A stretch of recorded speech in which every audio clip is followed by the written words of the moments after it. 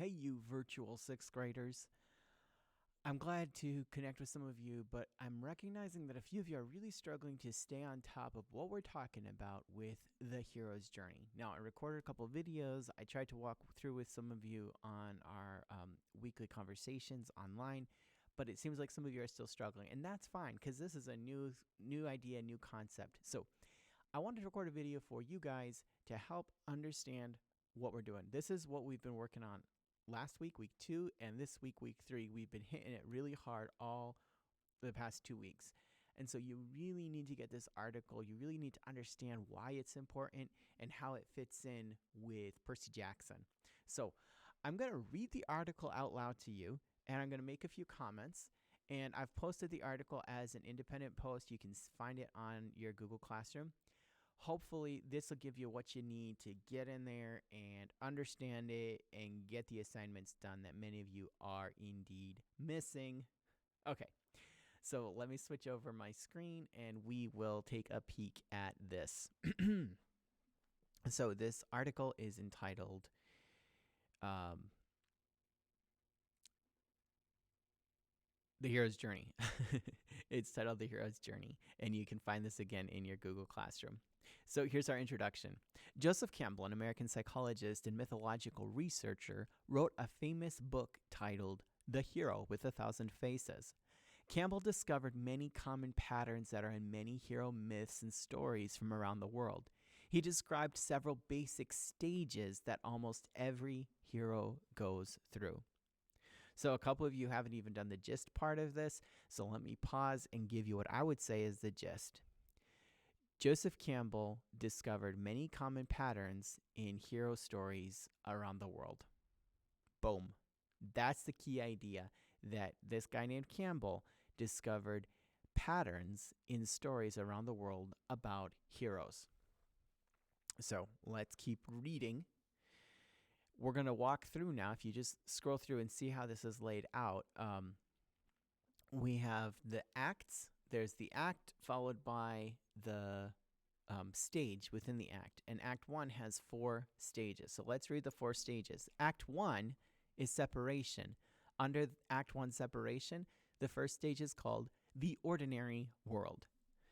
Heroes exist in a world that is considered ordinary or uneventful by those who live there.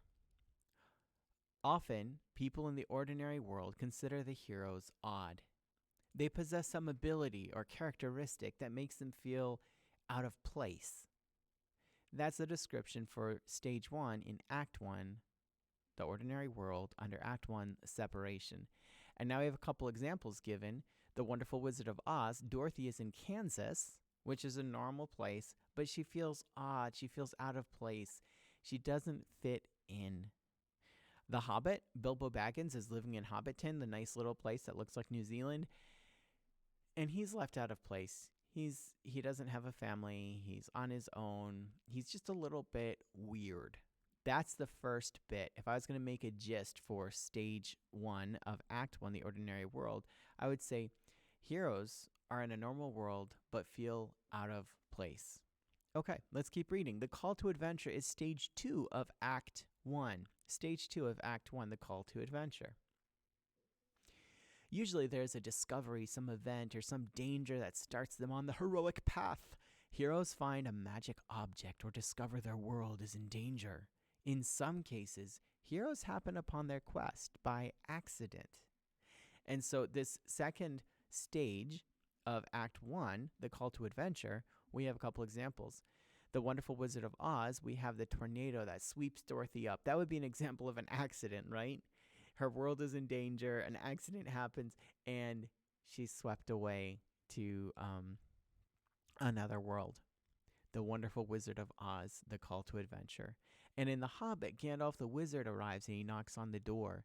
And that's where the call to adventure happens in that book, The Hobbit. Okay, now we have entering the unknown. So we've gone from, in this Act 1 separation, from the ordinary world to be given a call, and now we actually begin it. We enter the unknown. As they, the hero, and maybe the one who calls them, embark on their journey, the heroes enter a world where they have never experienced before. It might be filled with supernatural creatures, breathtaking sights, and the constant threat of death. Unlike the hero's home, this outside world has its own rules, and they quickly learn to respect these rules as their endurance, strength, and courage are tested time and time again. So here, the Wonderful Wizard of Oz, Dorothy has to learn the rules of Oz, like follow the yellow brick road. She has to stay on the yellow brick road, learning the rules of Oz. This is stage 3, entering the unknown. In The Matrix, Neo, this is an adult movie, Neo must come to grips with the realities and the unrealities of the Matrix. They have to understand, they have to learn how this new world works, entering the unknown. That's stage 3 of Act 1. And this brings us to stage 4, supernatural aid or meeting with the mentor. Supernatural does not have to mean magical. There are plenty of hero stories that don't have wizards or witches. Supernatural means above the laws of nature. So something beyond the way the natural world normally works, beyond science, if you will, okay? Heroes are almost always started on their journey by a character who has mastered the laws of the outside world and comes back to bestow this wisdom upon them. This supernatural character often gives them the means to complete the quest. Some of the time, the gift is simply wisdom. Other times, it's an object with magical powers. In every instance, it is something the hero needs to succeed. So this is stage 4, meeting with the mentor or supernatural aid. And examples here is Gandalf in The Hobbit. If you've watched Star Wars, Obi-Wan Kenobi is the mentor who explains to Luke Skywalker the rules for how this is supposed to work. And it's the story Cinderella. Cinderella is the hero, and the fairy godmother helps her get to the ball. These are all examples of meeting with the mentor or supernatural aid from stage 4, entering the unknown, of Act 1, separation. So now our hero is separate. They've left the regular world. They have the call to adventure. They're entering the unknown, and they have some help. They've been separated from the old life in the past. Now we move to Act 2, initiation and transformation. Initiation and transformation. This is a new act, okay? A new act. Here we have allies and helpers as the next stage, as the first stage of Act 2. Every hero needs a helper, much like every superhero needs a sidekick. Most heroes would fail miserably without their helpers. For example, in the Greek hero story of Theseus, Minos' daughters Ariadne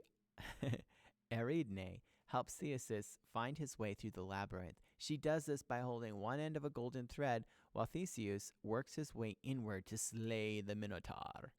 Without her help, Theseus would never have fulfilled his quest. He also would not have found his way out of the maze once he did. So allies or helpers is essential to Act 2, initiation and transformation. And we see these examples. Lord of the Rings, Samwise Gamgee helps. And The Wonderful Wizard of Oz, the Tin Woodsman, Scarecrow, and Cowardly Lion help Dorothy. So what are some of the sidekicks, the helpers, the allies in other hero stories, heroes' journeys that you know of? Next example, our next stage of Act 2 is the Road of Trials. The Road of Trials. The Road of Trials is a series of tests, tasks, or ordeals that the person must undergo to begin the transformation. Often the person fails one or more of these tests, which often occur in threes. The heroes progress through this series of tests, a set of obstacles that make them stronger, preparing them for their final showdown. So the Road of Trials is developing the character, helping them fight, helping them grow, helping them believe in themselves, often in threes, preparing them for the supreme ordeal. At long last, and this is the third stage of Act 2, at long last they reach the supreme ordeal, the obstacle they have journeyed so far to overcome. All the heroes' training and toil come into play now. The journey has hardened them, and it's time for them to show their prowess, their ability, their competence. Once this obstacle is overcome, the tension will be relieved. The worst has passed, and the quest, while not officially over, has succeeded. So the supreme ordeal in the Lord of the Rings, Mount Doom, where Frodo drops the ring into the Mount Doom to destroy it, or the Wonderful Wizard of Oz, when the Wicked Witch is finally defeated and they pour water on her. I'm melting, I'm melting. The supreme ordeal, finally the showdown. This is the end of the second act, and this is the third stage of the second act, the supreme ordeal. We have Act 3 to wrap up with here. Act 3, and this also has 3 stages, but I want us to pause and think. This is important. Acts 1 and 2, we've seen glimpses of already in Percy Jackson, and all the assignments you've been given are really focusing on Act 1 and 2 and how it relates to Percy Jackson. So you can pause the video right here and go back, listen to the first part of the video again, use this, read the article to help you do the quiz, help you do the first part of the assignment, Percy Jackson, and the second part that is assigned this week. Get that done, guys. Make the connections between this article and Percy Jackson. Make those connections and tell me about it. Tell me how you see Percy Jackson in the hero's journey. Okay, I am going to read through Act 3 because that was part of the assignment. So let's finish up Act 3, The Return. But you don't have to spend too much time thinking about this because we're just not there yet. Okay, Act 3, The Return. The first stage of Act 3 is the magic flight. After the heroes complete the supreme ordeal and have their reward firmly in hand, all that is left is for them to return home. Just because the majority of the adventure has passed doesn't mean that the return journey will be smooth sailing. There are still lesser homebound obstacles to overcome. At some point, the hero must often escape with the reward. This can sometimes take the form of a chase or battle. So examples, again, if you're familiar with The Lord of the Rings and The Hobbit.